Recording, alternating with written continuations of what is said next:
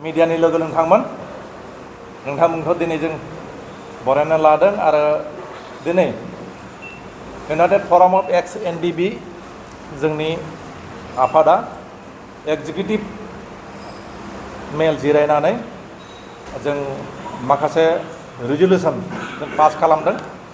बेखौ नोंथांमोननि मिडियानि गेजेरजों जों रायजो राजाफोरनो आरो जोंनि मावथि सोद्रोमा बिथांमोननो जों फोरमायनो सानदों। रिजलिउसनाव जों पास खालामदों जोंनि जेसेबां भिक्टिमाइज फेमिलि दङ बे भिक्टिमाइज फेमिलिनि न'खराव जों इउनाइटेड फराम अफ एक्स एनडिबि आफादनि मानगोनां मावथि लोगो बिथांमोना भिजिट खालामगोन। भिजिट खालामनानै बिथांमोननि हालोदफोरखौ जों मिथिनो लुबैगोन आरो आफादनिफ्राय जेसेबां हायो बिथांमोनखौ जों मदद हेफाजाब खालामनो नाजागोन।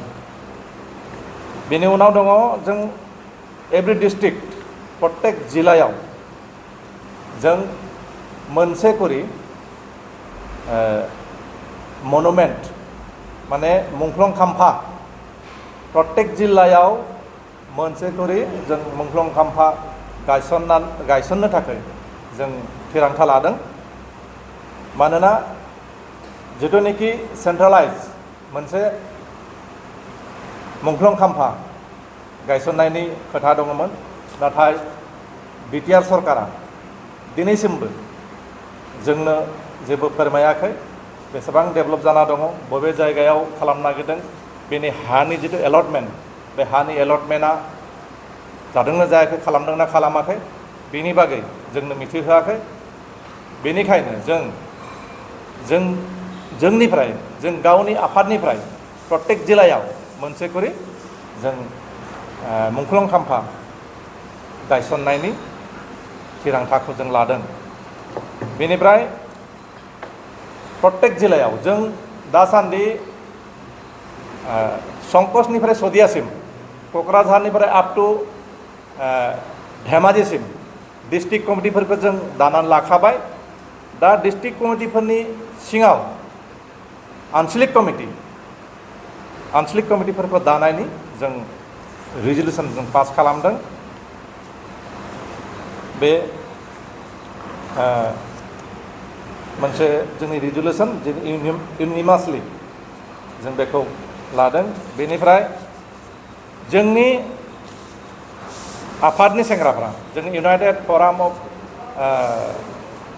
एक्स एनडिबिनिफ्राय सोद्रोमाफ्रा माखासे एसे पलिटिकेलि गुबुन पलिटिकेल पार्टिजों मटिभाइट जानानै माने गुबुननिफ्राय मटिभेसन मोननानै माने थांनो नागिरदों, गुबुन गुबुन पलिटिकेल पार्टियाव जइन जानो थाखाय हास्थायनायखौ बा गावसोरनि मतामतखौ प्रकाश खालामनाय बा फोरमायथिनायखौ जों मिथिनो मोन्दों। बेनिखाय जोंनि आफादनिफ्राय जोंनि सोद्रोमाफोरखौ जों रिकुवेस्ट खालामगोन, जों हांख्रायगोन जाहाथे कुनु मोनसे पलिटिकेल पार्टियावनो बाहागो लाया, बेयाव थांनानै बै पलिटिकेल पार्टिनि सोद्रोमा हिसाबै जइन जाहैया। मानोना जोंनि थांखिया, जोंनि एम्स एन्ड अबजेक्टिभ, जोंनि आइडिय'लजि प्रिन्सिपला बिदि नङा। जों कुनु मोनसे पलिटिकेल पार्टिजों जों लोब्बा लाखिया आरो जों कुनु मोनसे आफादनि बा कुनु मोनसे पार्टिनि बा कुनु मोनसे हान्जानि बा कुनु मोनसे जातिनि धर्मनि कुनु मोनसे माबानि जों बेरेखा नङा आरो रावखौबो जों बुंनोबो थाङा।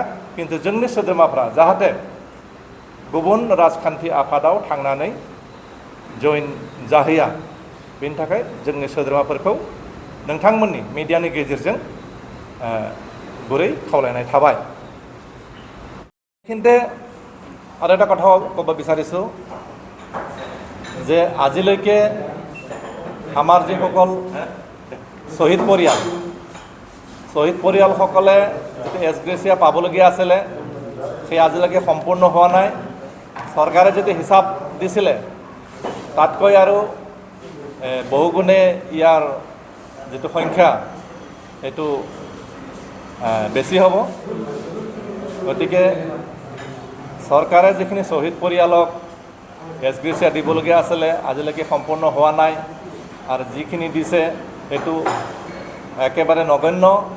গতিকে চৰকাৰক আহ্বান জনাম যাতে শ্বহীদ পৰিয়ালৰ যিখিনি পাবলগীয়া সাহায্য সেইখিনি যাতে সোনকালে আদায় দিয়ে। মই এটা কথাই BTC চৰকাৰক ক'বলৈ বিচাৰোঁ যে আপোনালোকে প্ৰমোদ বড়ো ডাঙৰীয়া, গোবিন্দ বসুমতাৰী ডাঙৰীয়া, ৰঞ্জিত বসুমতাৰী ডাঙৰীয়া, আপোনালোকে শ্বহীদৰ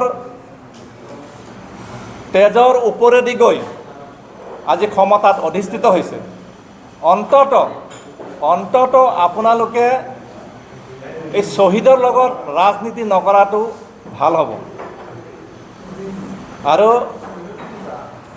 যিখিনি আমাৰ NDB সদস্য তেখেতসকলে যিখিনি 4 লাখকৈ যিটো পাবলগীয়া আছিলে সেইখিনিও আজি বহুতে থাকি গৈছে।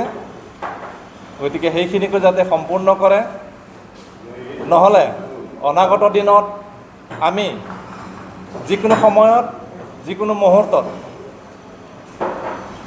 আন্দোলনৰ কাৰ্যসূচী ল'বলৈ বাধ্য হ'ম। এইখিনিকে কৈ সামৰণি মাৰিছোঁ। ধন্যবাদ।